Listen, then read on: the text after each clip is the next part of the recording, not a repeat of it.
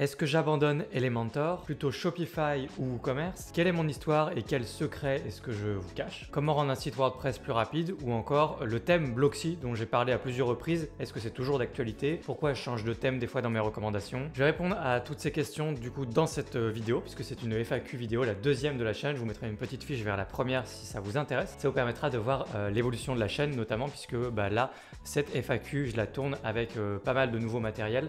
Par rapport à la première, ça fait une grosse différence. Donc je tiens à commencer évidemment cette vidéo par vous dire merci parce que c'était une vidéo qui célèbre aussi les 25 000 abonnés. La vidéo devrait sortir normalement quand je suis toujours à 25 000 abonnés. Donc merci beaucoup. Je vois que c'est une chaîne qui fonctionne vraiment bien. Pour une chaîne WordPress, j'ai une bonne croissance. Aujourd'hui, j'ai même la plus grosse croissance. Donc c'est la plus belle chaîne YouTube qui se profile à l'horizon. C'est pas encore la plus grosse. Je ne citerai personne. Mais peut-être l'année prochaine, ce sera le cas, qui sait. On essaie de faire pas mal de petits changements, notamment pour améliorer les vidéos, la forme. Alors je rappelle, juste avant de continuer, vous avez les chapitres dans la vidéo. N'hésitez pas à regarder dans la description ou le premier commentaire épinglé. Vous verrez si vous voulez aller plus vite, si certaines questions vous intéressent, que vous voulez des réponses vite. Parce que là, le but, c'est aussi un petit peu que je vous raconte ma vie, ce que je fais d'habitude pas trop. Parce que c'est une chaîne WordPress, et une chaîne WordPress, c'est pas vraiment une chaîne de youtubeur au sens classique. C'est-à-dire que la plupart d'entre vous, normalement, se fichent pas mal d'avoir de mes nouvelles, savoir ce qui se passe dans ma chaîne, dans mon travail. Parce que c'est bien normal, c'est bien légitime, vous êtes là pour faire votre site, pour regarder des tutoriels, pour apprendre des trucs, mais je suis pas vraiment un youtubeur classique. Donc là, la FAQ vidéo, c'est le but, c'est de répondre à quelques questions plus personnelles, de développer un petit peu des choses, de dérouler un peu des choses plus personnelles ou par rapport au travail. Quand je dis personnel, là par exemple, vous voyez, il y a pas mal de changements au niveau du matos, vous voyez pas tout évidemment. On mettra peut-être une petite photo au montage, mais du coup, j'ai acheté pas mal de choses, le boîtier avec lequel je tourne actuellement en 4K, le micro, la lumière, etc. Donc c'est un petit peu l'occasion de se professionnaliser, un petit peu comme si j'étais un youtubeur classique finalement. Je veux faire des efforts sur la forme parce que j'ai envie de toucher un peu plus de monde et je pense que maintenant que le fond est là, je pense, notamment avec les grosses vidéos sorties ces dernières années, ça fait 3 ans maintenant à peu près, le fond est là, je vais sortir beaucoup d'autres grosses vidéos, je vais essayer d'avoir une bien plus grande portée cette année avec pas mal de gros sujets qui arrivent directement sur YouTube, il y en avoir beaucoup. Mais l'idée c'était quand même aussi d'améliorer le paquet cadeau, le packaging, et de donner un peu plus envie aux gens de me suivre, de s'abonner, de suivre mon contenu, d'avoir envie de regarder mes vidéos, etc. Du coup, je vais répondre à quelques questions que j'ai prises. Alors où est-ce que je les ai prises? Ces questions, je les ai prises sur Telegram. Donc si jamais vous voulez me poser vos questions à l'avenir, lien dans la description, vous pouvez rejoindre mon canal Telegram, c'est gratuit évidemment. Et ça vous permettra de, voilà, si je fais une autre FAQ, il y a plein de choses qui se passent sur Telegram, plein d'autres choses. Dès que je partage, dès que je trouve un petit truc, je le partage sur le vif, une petite découverte, une extension Chrome, un nouveau plugin, des choses comme ça. J'aime bien partager des choses sur le vif, très spontané. Et puis des fois je pose des petits sondages, des questions pour en savoir un peu plus sur vous. Là typiquement pour la FAQ vidéo, j'ai pris vos questions sur Telegram essentiellement. Donc la prochaine fois, si vous voulez participer et me poser vos questions, rendez-vous sur Telegram. Du coup, j'ai les questions sous les yeux et la première question à laquelle je voulais répondre, je vais lire, on mettra sans doute des petites captures d'écran au montage aussi de vos questions. Donc, serait-il possible que vous parliez de votre parcours, votre métier et comment vous êtes formé à WordPress, s'il vous plaît? Alors, du coup, j'ai pris cette question en premier parce que ça me permet d'avoir un préambule presque finalement à la FAQ où je vais vraiment juste vous raconter mon histoire, mon parcours, ce que je n'ai jamais fait sur cette chaîne, comment j'ai appris WordPress justement, comment je me suis formé, est-ce que je fais des sites internet, est-ce que j'en fais pas, etc., etc. Donc pour ceux qui sont là depuis le début et vous devez être une toute petite poignée, cette chaîne a commencé mi-2019, j'ai dû poster la première vidéo en juin 2019, ce qui donc célèbre à peu près au moment où sort cette FAQ les 3 ans de la chaîne. Cette chaîne YouTube, je l'ai lancée sans trop savoir exactement à quoi m'attendre. En fait, j'avais commencé à faire tout un tas de choses sur internet pour essayer de gagner ma vie en étant indépendant. J'avais fait vraiment plein de trucs, je me suis intéressé à beaucoup de choses. Pour vous dire, je me suis même intéressé au trading, j'ai fait un petit peu de e-commerce, j'ai monté un blog, j'ai lancé un podcast, j'ai lancé plein de choses en vrac depuis à peu près mi-2017, dernier tiers 2017. Donc ça a commencé en 2017. Et tout au long en fait des projets que j'ai construits et tout au long de mes succès et de pas mal d'échecs aussi, j'ai eu l'occasion en fait de monter pas mal de sites WordPress pour mes propres projets essentiellement. Beaucoup de sites WordPress, des sites e-commerce avec WooCommerce, des petits sites vitrines, des petits sites one-page, plein de projets. Et j'ai, au bout d'un moment, 2018, je pense, c'est arrivé dès 2018, les premières sommes d'argent significatives que j'ai gagnées en étant indépendant, à mon compte, donc avec le statut d'auto-entrepreneur, ça a été en vendant des sites WordPress, puisque j'ai eu dès 2018 mes premiers clients. C'était vraiment plus de la survie, que je ne vivais pas grâce à WordPress, je survivais grâce à WordPress. C'était dans mon entourage, carnet d'adresses, quelqu'un que je connaissais, je lui ai fait plusieurs sites internet. Puis ensuite, j'ai testé différentes petites méthodes de prospection, ici ou là qui m'ont permis d'obtenir quelques clients en plus. C'est des petites choses que je raconte notamment dans l'un de mes tout petits programmes, mais je vais vous raconter tout ça ici, hein. J'ai vraiment eu plusieurs clients entre 2018 et 2019 avec des petites méthodes sur Facebook où j'essayais d'ajouter plein d'amis en masse, plein de gens un petit peu ciblés et puis ensuite je proposais mes services directement. J'avais un compte Facebook à ce moment-là avec je sais plus 1000 ou 2000 amis, quelque chose comme ça. Ça c'est une méthode qui m'avait permis d'avoir plusieurs de mes premiers clients. Il y avait un infopreneur, il y avait un blogueur, il y a eu plusieurs profils comme ça. En parallèle, du coup, dans mon entourage, j'avais quelqu'un, j'avais fait une école de massage avant tout ça, bien avant 2017. Et du coup, pour cette école de massage-là, j'ai fini par lui faire 1, puis 2, puis 3 sites, ce qui était bien utile à cette époque, puisque ça m'a permis justement de survivre et de payer mon loyer. Donc j'ai jonglé avec plein de projets, plein de sites WordPress que je faisais à droite à gauche. Au final, vraiment, WordPress, ça m'a permis de survivre on va dire jusqu'en 2019. Il y a eu d'autres choses qui sont passées, qui sont un petit peu en dehors de ce que je voudrais vous raconter. Mais en gros, j'ai posté mes premières vidéos sur YouTube, sur WordPress mi-2019, en voyant ce qui se faisait à l'étranger. Je suivais des chaînes comme WP Crafter, WP Tuts, Darrell Wilson, etc. Et ce contenu-là, tout ce paysage, tout cet écosystème de WordPress autour de WordPress sur YouTube, il n'existait pas du tout en français. Et pour être tout à fait franc, il n'existe pas encore complètement vraiment aujourd'hui en français. Il y avait vraiment moi ce que je décris tout le temps comme un boulevard, c'est qu'il y avait un boulevard, je pouvais y aller et poster mes premières vidéos. Je ne savais pas forcément si ça allait marcher ou pas, je ne savais pas exactement où j'allais, mais j'ai posté mes premières vidéos sur WordPress pour aider des gens, exactement comme moi j'ai appris WordPress, c'est-à-dire sur YouTube essentiellement, avec des YouTubeurs en anglais, plein de tutos. J'ai fait la même chose en français, il n'y avait pas en français, donc je me suis lancé mi-2019. Et du coup, ça a pris essentiellement en 2020, c'est-à-dire que j'ai eu mes premières vidéos qui ont commencé un petit peu à marcher. Mais quand j'ai commencé à vendre des formations payantes, pas du contenu juste gratuit sur YouTube, c'est là où j'ai commencé à gagner ma vie en 2020 et c'est là où j'ai commencé à pouvoir faire ça à plein temps. Et j'ai commencé vraiment un temps plein en gros autour de cette activité, donc WP Origami, je ne sais même plus si ça s'appelait déjà comme ça à ce moment-là, mais j'ai commencé cette activité à plein temps en 2020. En gros, on va dire quelque part dans le premier tiers 2020, voilà, si on dit que 2000 euros ou 1500 euros de chiffre d'affaires, c'est vivre de son activité, alors on peut dire que du coup, j'ai commencé à en vivre en début 2020. Donc moi, clairement, ce qui m'a permis ensuite de sortir du lot et d'avoir une bonne traction sur mon travail, pour terminer, c'est vraiment les très grosses vidéos, c'est des choses qui se faisaient en anglais, qui n'existaient pas en français. Personne ne l'avait fait avant que j'arrive. Maintenant, il y en a à droite, à gauche, je vois des petites chaînes qui se lancent ici ou là. Qui ont plus ou moins d'abonnés. Il y a du 10 000, il y a du 300 abonnés, il y a du un peu de tout. Mais on commence à arriver, en fait, je sens que d'ici quelques années, il y aura quand même pas mal de chaînes WordPress et que je serai vraiment plus tout seul. Donc mon métier, c'est ça, clairement, c'est de faire des vidéos sur YouTube, de vous proposer des formations. J'ai ouvert une société, donc j'ai toujours une petite entreprise, mais j'ai ouvert une société fin d'année dernière et vraiment, donc je fais ça à temps plein. J'ai d'autres activités, mais globalement, c'est ça qui me fait vivre de toute façon, très clairement. Vidéo YouTube, formation. Et puis quand je vous propose des tutoriels gratuits sur YouTube, il y a souvent des liens affiliés pour acheter Elementor, Divi, un hébergeur, ce genre de choses. Donc il y a ça, et puis il y a de la publicité sur mes vidéos, une partie d'entre vous je pense ça vous a pas échappé, et donc je gagne ma vie avec essentiellement tout ça, quoi. Donc voilà mon parcours en gros. Je ne fais plus aujourd'hui, pour le moment en tout cas, de site WordPress. Ce qui se passe, c'est qu'en fait, j'ai jamais vraiment vécu de site WordPress et il y a une bonne raison pour laquelle en fait, j'ai toujours pas fait de formation pour vous proposer de devenir freelance, parce que je sais que c'est ce qui se vendra le plus. Je le vois, je suis pas, voilà, je vois vos messages et tout, on m'en parle régulièrement sur WhatsApp, sur Telegram, je vois des petits messages fusés ici et là, et je sais que c'est le truc qu'on pourra attendre, une grosse formation où je vous montre comment vivre de WordPress, faire des sites internet, vivre dignement, avoir quelques revenus passifs entre guillemets, c'est-à-dire votre travail de webmaster en gardant vos anciens clients, ce genre de choses. Mais j'ai pas fait cette formation jusqu'à aujourd'hui, non pas parce que je sais pas quoi mettre dedans, mais parce que je l'ai pas fait moi-même. Donc maintenant, je respire WordPress, je dors WordPress, donc je vois très bien quoi mettre dans une formation comme ça. J'ai eu quand même un certain nombre de clients, j'ai fait un certain nombre d'erreurs, j'ai eu pas mal d'expériences, j'ai eu des belles réussites, de beaux échecs. Donc je vois très bien quoi mettre dans une formation comme ça. Et donc est-ce que je ferai cette formation? Oui, non, je sais pas. J'hésite beaucoup parce que si je fais cette formation, ça veut dire que je vais reprendre des clients. Je veux reprendre des clients pendant plusieurs mois, des mois et des mois pour tester des choses, pour vous faire justement un contenu de qualité, une formation de qualité pour traiter tous ces sujets. Et je ne suis pas la meilleure personne aujourd'hui au monde pour faire ça parce que j'ai jamais complètement vécu de WordPress. Ce que je vous disais au début, j'ai survécu grâce à WordPress, ce n'est pas vécu grâce à WordPress. Donc j'ai aucun problème avec ça à faire tout un tas de formations et de faire des tutos et tout parce que c'est très facile d'être légitime sur WordPress. il suffit de faire des vidéos et de montrer que je sais ce que je fais.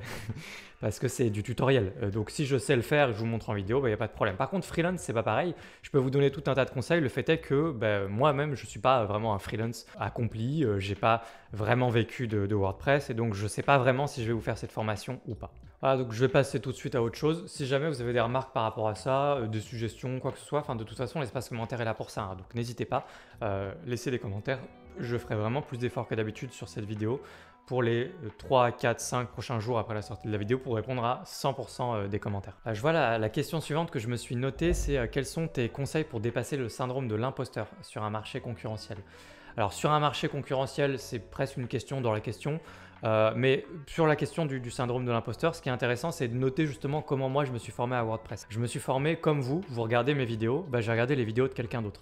J'ai regardé des vidéos en anglais, que des vidéos en anglais, je ne suis que formé en anglais hein, très honnêtement, de grosses chaînes et j'ai appris comme ça et ensuite j'ai fait des sites ici ou là et puis ensuite je me suis jeté dans le grand bain et puis j'ai trouvé mes premiers clients et puis il y a des moments où tu fais preuve d'un peu de zèle, tu te dis oui j'en suis capable et puis ensuite tu apprends sur le tas parce qu'en fait de toute façon c'est un métier, faire des sites WordPress sur lequel tu peux pas forcément avoir vécu toutes les situations possibles, chaque client est un petit peu différent, chaque projet peut être un peu différent sauf quand on est dans des sites vitrines assez simples. Mais sinon, là, je vais vous sortir un tutoriel bientôt sur comment faire un site communautaire, quelque chose qui ressemble à Facebook avec un thème appelé Buddy Boss. Ça, une fois que vous avez vu un tutoriel chez moi, vous avez vu comment le faire, le syndrome de l'imposteur, ça y est, il est déjà traité. C'est-à-dire que vous ne l'avez jamais fait, mais si jamais vous avez une proposition demain, quelqu'un qui vous dit « Ah, j'aimerais un site comme ça », vous savez comment faire. Vous avez vu mon tutoriel, vous avez vu Buddy Boss, vous avez vu tout ça, vous allez lui dire que vous savez faire même si vous ne l'avez jamais fait. De toute façon, il faut juste se jeter à l'eau, il faut juste trouver vos premiers clients. Le plus dur, c'est vraiment de trouver des clients en fait. C'est pas de faire les choses parce que faire les choses, vous allez apprendre justement avec des vidéos comme ma chaîne YouTube et celle d'autres gens. Mais vous allez apprendre en parfait autodidacte. Je pense qu'on est vraiment sur un métier où il y a énormément d'autodidactisme. Je ne sais pas si ça se dit, je pense. Mais vraiment, on se débrouille quoi. Il y a beaucoup de débrouillardise. On trouve des tutos, on trouve des forums, on trouve des blogs, on trouve des formations, on trouve n'importe quoi. Mais on se débrouille. Il y a plein de contenu en anglais aussi. Et le contenu en anglais, vous savez, vous pouvez mettre de la génération automatique de sous-titres en français. Je ne l'ai jamais fait, mais je crois avoir testé quelques fois et j'avais vu, il paraît que ça marche très bien. Donc vous pourriez faire ça et là, vous avez encore beaucoup plus de contenu à votre disposition pour apprendre. Donc en fait, si vous êtes un peu à l'aise dans WordPress, vous pouvez apprendre très vite. Le plus dur, c'est vraiment juste de trouver des clients. C'est d'ailleurs pour ça que j'avais fait une petite formation à ce sujet parce que autant je vous ai dit, j'ai jamais été vraiment un freelance WordPress pendant plus de quelques mois. J'ai jamais dépassé les 2000 € de chiffre d'affaires quand je faisais juste du freelancing WordPress. Autant trouver des clients, c'est pas ce qui me manque de toute façon, puisque ne serait-ce qu'avec mon contenu aujourd'hui, ce que je fais sur YouTube, si je veux, j'ai très régulièrement des clients. Donc ça, c'est pas ça qui manque. Mais du coup, ça reste le plus difficile. Vraiment, trouver des clients, c'est le point le plus difficile. Débrouillez-vous pour trouver des clients et après, vous apprendrez du coup sur le tas. Vous ferez des erreurs, j'en ai fait, on en fait tous. Mais c'est pas grave puisque vous avez plein de tutos sur YouTube. Et pas que des tutos sur YouTube, vous avez également des formations, évidemment. Vous avez plein de formations. Il n'y a pas que les miennes, il y en a plein. Donc je vous laisse faire le tour de tout ça. Alors, la prochaine question, c'est comment rendre un site WordPress rapide. Alors, c'est pas très compliqué. Il faut procéder par étapes. D'abord, quels outils de travail vous utilisez? Est-ce que vous utilisez, vous me voyez tout le temps parler des blocs Gutenberg. C'est tout bête, mais finalement, avoir un site rapide, c'est très facile quand vous utilisez les blocs. Même quand vous faites aucun effort, quand vous ne compressez pas vos images, quand vous prenez un hébergeur un peu au hasard qui n'est pas très performant, quand vous faites un peu n'importe quoi, vous installez 30 extensions sur votre site absolument sans raison. Le fait est que si vous travaillez avec les blocs aujourd'hui et avec WordPress nativement, sans installer Divi, sans installer Elementor, ce sera automatiquement beaucoup plus rapide, beaucoup plus performant sans rien faire. Donc ça, j'en parlais notamment dans mes emails quand je vous propose de vous inscrire à WordPress Experience. C'est le sujet de l'un des emails, c'est gratuit si vous voulez, le lien c'est sous toutes les vidéos. Et il y a un sujet comme ça justement autour de la performance où je vous dis en vrai les blocs c'est le chemin de moindre effort. Donc c'est quand même très intéressant parce que vous ne faites pas énormément de compromis en termes de design et de ce que vous pourriez vouloir faire visuellement dans vos pages. Maintenant, bien sûr, ça ne veut pas dire que vous ne pouvez pas avoir un site rapide avec Elementor ou Divi. Et donc, les étapes d'après, moi, je les prends dans cet ordre-là. Si moi, je fais un site demain, pour qu'il soit très rapide, d'abord, je regarde si je peux bosser d'abord avec les blocs. Si ce n'est pas les blocs, je prends Elementor. Mais sinon, par défaut, les blocs. Une fois ça c'est dit, on a la deuxième source, enfin le truc le plus important pour le poids de vos pages, de votre site en général, c'est clairement les images. C'est le 80-20 si vous voulez, c'est le 20% d'efforts à faire, compresser vos images, qui vous apporteront 80% de résultats. C'est peut-être quelque chose que vous avez entendu parler, on appelle ça la loi de Pareto, les 20-80. Et vraiment, concentrez-vous sur vos images. Là déjà, avec la paire que je vous ai donnée, si vous bossez avec les blocs, que vous compressez vos images, avant ou pendant, hein, quand je dis pendant, c'est soit une extension de compression d'images, et avant sinon, avec des outils Canva, Photoshop, ou en ligne gratuit comme TinyPNG. Si vous faites ça plus ça, là clairement, vous avez un site très rapide et tout le reste n'a aucune importance. Vous n'avez pas besoin d'une extension de cache, vous n'avez pas besoin de CDN, vous n'avez pas besoin d'une extension qui permet de désactiver des scripts sur certaines pages. Vous avez besoin de rien de tout ça parce que tout ça, ça marche. Mais normalement, ce n'est pas une fin en soi de passer notre vie à faire de la web perf et d'essayer d'augmenter, d'améliorer toujours plus les performances de notre site. En tout cas, moi, c'est comme ça que je le vois. Je pense que le plus important, c'est à quoi sert votre site, quel est son objectif, avoir un contact, un coup de téléphone, un prospect, une vente, n'importe. Et je pense que quand on a un webmaster, si quelqu'un a un webmaster avec qui travailler, je préférerais que cette personne passe beaucoup plus de temps sur mon taux de conversion qu'à passer son temps à améliorer ses scores GTmetrix. Parce qu'en vrai, les scores GTmetrix, bon, bah, vous pouvez toujours passer du temps dessus, mais vraiment, le travail, il est fait avec juste, j'installe des blocs, plutôt des blocs, et puis bah, je compresse mes images, et basta. Et là, vraiment, vous avez 99% du travail de fait. Donc après, il y a plein de choses. Vous pouvez vous intéresser à tout le reste, ça fonctionne. Je reprends notamment la question d'après, WordPress, WP Rocket est-il vraiment utile? Parce que quelqu'un me dit, là, je ne vois pas de différence sur mon site avec ou sans ce plugin. Alors ça, c'est bizarre. Normalement, il y a une bonne différence quand même avec WP Rocket. C'est vraiment l'extension de cache la plus connue aujourd'hui sur WordPress et la plus populaire surtout. La plus populaire, c'est plutôt ça que je voulais dire, qui est une entreprise française et qui est une extension premium. Uniquement premium, ils ne font pas de freemium. Mais ils font énormément de choses. C'est une extension super intéressante. Je la présenterai tôt ou tard. Et je l'ai utilisé moi-même plein de fois. Normalement, ça fait une belle différence. Donc, si vous ne savez pas ce que c'est qu'une extension de cache, je vous mettrai une fiche également sur l'écran. N'hésitez pas à aller regarder. Je vous montre une extension de cache gratuite, toute simple. Et je vous explique ce que c'est qu'une extension de cache. Mais WP Rocket, normalement, si, ça fonctionne très bien. Et oui, les extensions de cache, c'est utile. Maintenant, c'est souvent une source de problème. Pour les gens moins pour les gens qui connaissent WordPress, plutôt pour les porteurs de projets, les entrepreneurs, les bidouilleurs, les gens qui font leur propre site. J'ai vu vraiment toutes sortes de problèmes. Très souvent, les gens ont des pages cassées ou des trucs, ça marche pas. Et en fait, souvent, ça vient de l'extension de cache. Donc, c'est pas très difficile à apprivoiser les extensions de cache, comment ça marche, quelles erreurs ne pas faire. Mais moi-même, je m'en passe. C'est-à-dire que sur mon propre site, j'évite d'en mettre une parce que j'ai pas envie de me prendre la tête. Je me considère davantage comme un entrepreneur que comme un mec qui veut passer son temps à tout optimiser tout le temps sur WordPress. Donc, faites la distinction dans mes conseils que je vous donne entre se concentrer sur l'essentiel ou si c'est vraiment votre métier de vous attarder sur les détails. Parce qu'un webmaster qui fait ça à temps plein, avec ses clients et tout, ça reste son métier de s'attarder sur les détails. Vous pourriez vouloir installer une extension de cache ou ce genre de choses. Mais ça ne veut pas dire que votre temps ne serait pas mieux utilisé, même en tant que webmaster, à vous attarder plutôt sur des questions de marketing ou de design ou d'UX sur certaines pages ou de conversion ou de choses comme ça, que de passer du temps juste à installer un CDN et puis tous les trucs que je vous ai cités avant. Bref, vraiment, j'aurais tendance à vous dire vraiment pour tout le monde, essayez de vous concentrer sur l'essentiel et avoir un site rapide, c'est finalement pas si compliqué quand on se concentre sur l'essentiel. Donc après, si vous avez un projet avec Elementor ou Divi, bon bah dans ce cas, compressez vos images à mort, ça fera une grande partie du taf. Apprenez à bosser, pas forcément toujours avec des sections et colonnes. Il y a notamment là ces temps-ci une nouvelle façon de travailler avec Flexbox. Le nom n'est pas très important, mais où vous allez pouvoir en fait bosser avec un bloc qui s'appelle le bloc conteneur, je crois, sur Elementor. Et dans Cadence Block, ça s'appelle le bloc section tout court. Où vous allez pouvoir vraiment travailler vos pages d'une nouvelle manière, avec beaucoup moins de code. Le DOM size, on appelle ça comme ça. Le DOM de vos pages vont être beaucoup plus légers. Vous allez avoir une hiérarchie de code beaucoup moins importante, moins de code tout simplement sur vos pages, voilà pour dire plus simplement. Et ça va améliorer la vitesse de vos pages. Je vais traiter ce sujet assez rapidement sur la chaîne, donc abonnez-vous à la chaîne si ce n'est pas fait pour être notifié et pour voir, notamment sur Elementor, je vais traiter ce sujet très rapidement. Mais ça, donc c'était un sujet. Puis ensuite CDN, extension de cache, installez le moins d'extensions possible sur votre site, un thème très rapide comme Cadence et vous aurez un site très rapide. Alors pourquoi Cadence ou Elementor plutôt que Divi? Alors déjà Cadence et Elementor plutôt que Divi, pourquoi? Parce que j'ai pas beaucoup d'expérience avec Divi tout simplement, donc il n'y a pas d'autres raisons. Divi c'est très bien, Elementor c'est très bien. Très important de bien se rappeler qu'on n'est pas du tout dans quelque chose dans une espèce de guerre de tribus, de chapelles entre Elementor, Divi, etc. C'est un peu comme ça que ça se passe dans la communauté WordPress, mais en fait moi je m'en fous complètement. Divi, ça a l'air super chouette visuellement, c'est très sympa.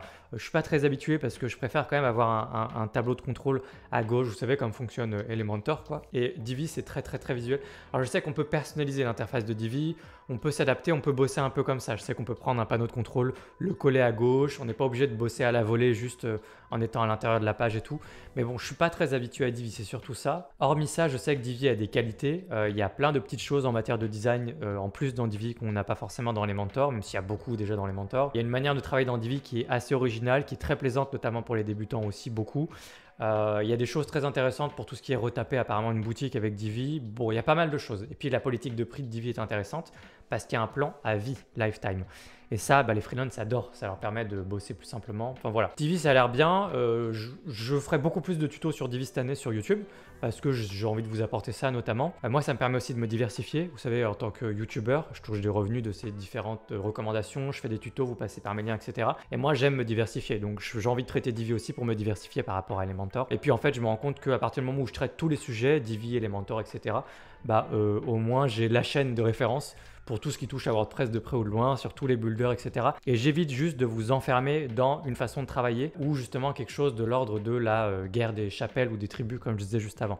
D'ailleurs, je suis là pour vous donner quand même un peu ma façon de travailler, ma philosophie d'utilisation, donc vraiment les blocs, aller à l'essentiel, quelque chose du minimalisme technique, ce genre de choses. Mais derrière, je suis quand même là pour vous accompagner un peu sur toutes les suites d'outils, essentiellement Elementor et Divi en plus des blocs. J'ai envie de faire ce travail là quand même, donc je traiterai Divi davantage. Maintenant, moi, on en a parlé déjà dans les questions d'avant, je l'ai déjà traité en long, en large et en travers, donc c'est pas Kadence que je recommande quand je lis la question pourquoi Kadence ou Elementor, c'est pas Kadence que je recommande, c'est les blocs. Et les blocs, vraiment, je vous ai dit, c'est plus simple, plus léger, c'est plus résilient par rapport à l'évolution de WordPress. Là où WordPress va, du coup, on utilise directement en fait ce qui se passe dans WordPress ces prochaines années. C'est les blocs, c'est le full site editing, c'est tout ça, c'est une nouvelle génération de thèmes, etc. Dans tous les cas, je trouve que ça a d'immenses qualités de bosser avec les blocs et en plus, l'interface, la façon de gérer les blocs, enfin Gutenberg, ça évolue tout le temps, ça s'améliore en permanence. Je vous ai fait une vidéo sur la mise à jour de WordPress 6.0. Il y a plein de nouveautés, puis en fait il y a des nouveautés en permanence, ce qui fait que c'est de plus en plus agréable de bosser avec les blocs. Donc à terme, oui vraiment, je vous recommande quand même vraiment de bosser avec les blocs dès que vous pouvez. Et si vous préférez aller un peu plus loin sur certains aspects, peut-être des projets plus compliqués, etc., Elementor, moi c'est ce que j'utilise par défaut parce que c'est ce que je connais. Alors, un site e-commerce plutôt Shopify ou WordPress, dans quel cas l'un ou l'autre? Ça rejoint un petit peu en fait ce que je vous ai dit juste avant. Je vous ai parlé de chapelle, de choses comme ça. Moi, ça m'embête quand c'est quelque chose d'un peu religieux parce que finalement, je me rends compte que WordPress a aussi des inconvénients d'un point de vue client. C'est-à-dire que par exemple, la plupart des freelances vont vouloir se vendre en tant que webmaster pour les projets. Rester pour la maintenance d'un site parce qu'on dit oui mais regardez il y a ça à gérer, les mises à jour, comment réagir si un truc ne marche pas, améliorer la vitesse, les performances du site. Quand le site évolue, il y a toujours des petits trucs qui arrivent en plus dans le dashboard WordPress, des petites notices qui arrivent de nulle part, etc. Des trucs, faire le ménage quoi. Optimiser la base de données éventuellement, des choses comme ça. Enfin voilà, il y a toujours plein de petits trucs à faire éventuellement. Ce qui fait que oui, un site WordPress peut être de plus en plus en autopilote. C'est bien pour les clients, pour les gens qui sont pas techniques, qui veulent pas forcément trop gérer leur site, mais on leur fait un site WordPress. Mais quand même, c'est toujours très justifié d'avoir un webmaster. Et c'est marrant parce que souvent, les gens vont vers WordPress en disant c'est moins cher si vous gérez votre propre site.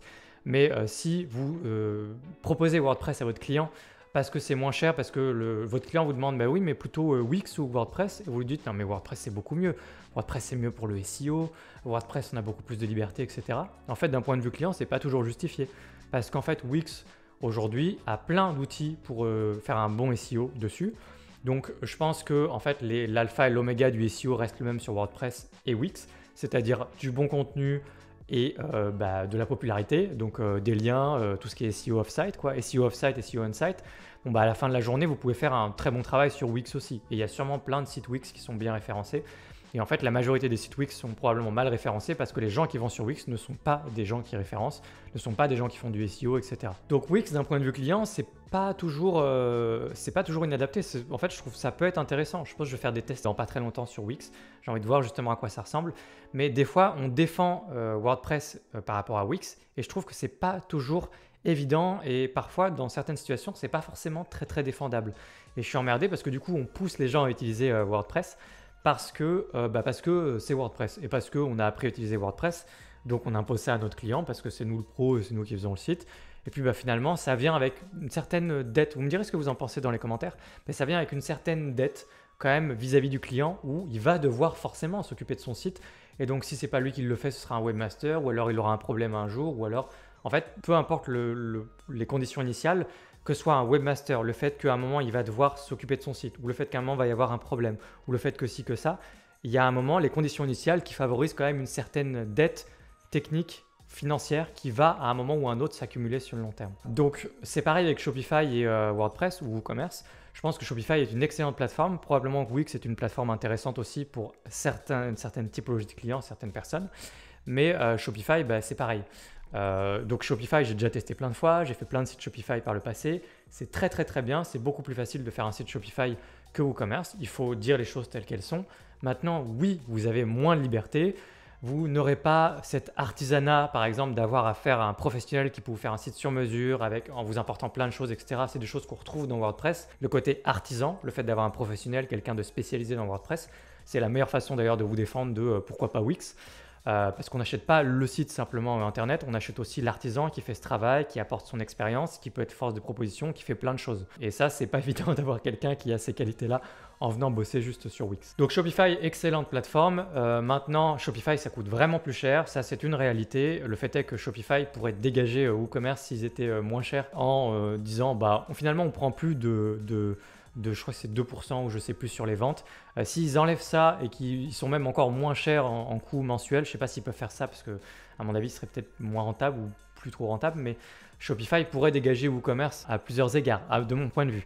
Maintenant, WooCommerce a d'énormes qualités. WooCommerce évolue, WooCommerce est gratuit, coûte beaucoup moins cher de fait. Et WooCommerce apporte quand même vraiment tout son écosystème d'extension où on peut faire vraiment plein de choses. Et encore une fois, tout ça, c'est sur un site, c'est-à-dire que le problème de Shopify, c'est sur un site dans le sens où vous pouvez faire évoluer un site vitrine vers un site e-commerce facilement.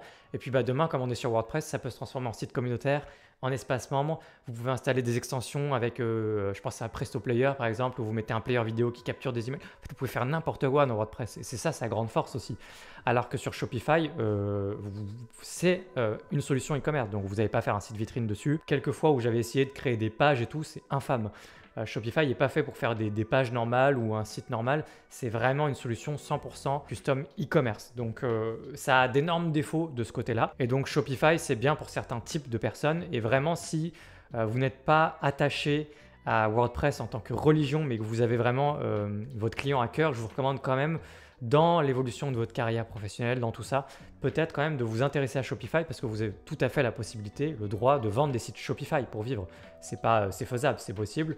Vous pouvez vendre pas forcément beaucoup moins cher parce que de toute façon, vous vendez l'accompagnement, vous connaissez la plateforme, vous savez comment ça marche. Le e-commerce, il y a plein de choses à penser, à gérer, donc vous les accompagnez là-dessus. Donc vous êtes toujours rentable, vous pouvez toujours gagner votre vie en tant que freelance.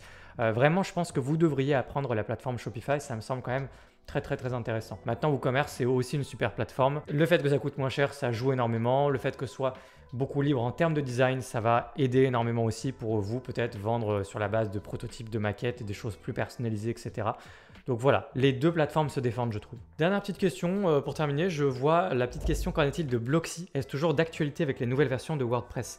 J'ai parlé de Blocksy notamment dans une de mes plus grosses vidéos de 5 heures pour créer un blog et c'est vrai que j'en parle plus beaucoup. Alors j'en parle plus beaucoup pour une raison toute bête, c'est que j'ai besoin d'une certaine homogénéité dans mon travail, une certaine cohérence générale. Mes formations sont montées sur Kadence, mes formations professionnelles.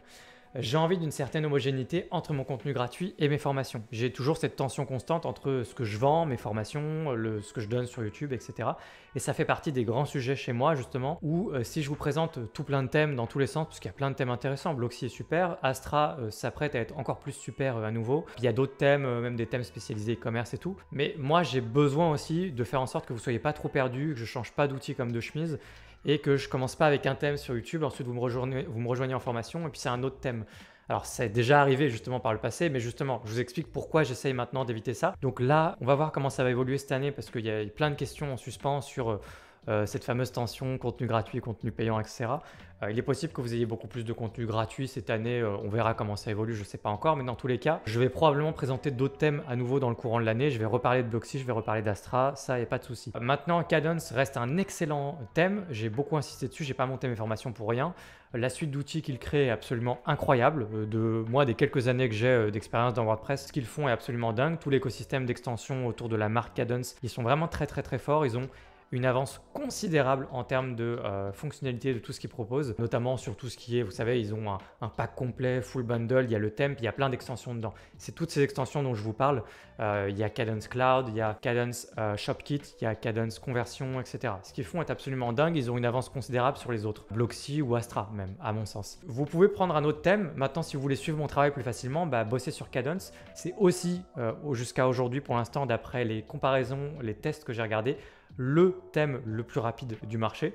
Donc je trouve ça hyper intéressant et en plus la meilleure extension de bloc qu'il y avait jusqu'à aujourd'hui, même si là maintenant il y a un gros challenger qui arrive en ce moment, mais c'est Kadence Blocks. Et Kadence Blocks, c'est la même entreprise. Et moi, je cherche toujours le chemin où il y aura le moins de problèmes pour que vous soyez tranquille dans vos sites WordPress. Donc du coup, avoir le thème Kadence et Kadence Blocks de la même entreprise, vous êtes sûr que vous n'aurez aucun problème. Et ça, c'est quand même très agréable. Il y a une fusion parfaite en termes de fonctionnalités ou de possibilités entre votre thème et l'extension, y compris dans leur version pro, les deux, thème pro et extension Kadence Blocks Pro. Donc vraiment, Kadence a trop de qualité, trop de raisons pour que je bosse avec en fait et que je vous le présente en priorité, y compris dans mes formations. Blocksy a la grande qualité, je pense, surtout d'être vraiment plus joli. Clairement, c'est un petit peu plus sympa quand même.